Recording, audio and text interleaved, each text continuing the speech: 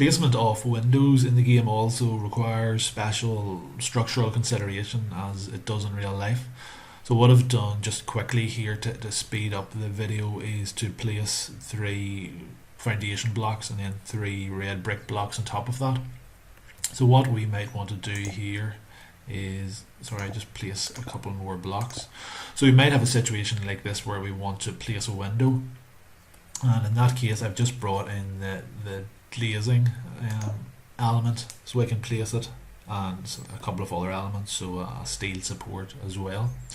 So this is a common situation where we have glazing, and what we want to do then is build blockwork or brickwork on top of that.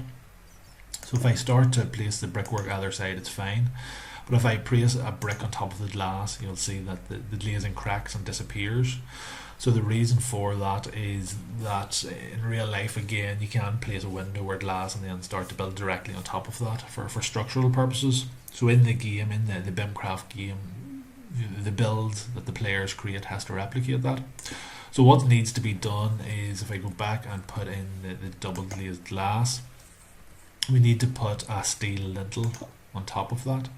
It's important too, whenever you're playing the game, you need to actually build the wall up either side and then place the glazing, otherwise the glazing might collapse, so you need to do it in the process that I've demonstrated. So the idea again is to make the building structurally sound, and once we have that done, we can continue to build on top of that. The important thing for the players is to keep an eye on the stability, because once you place a lintel, the stability on top of the first block above the lintel is 2, then goes down to 1, and you need to have another row of structural support there.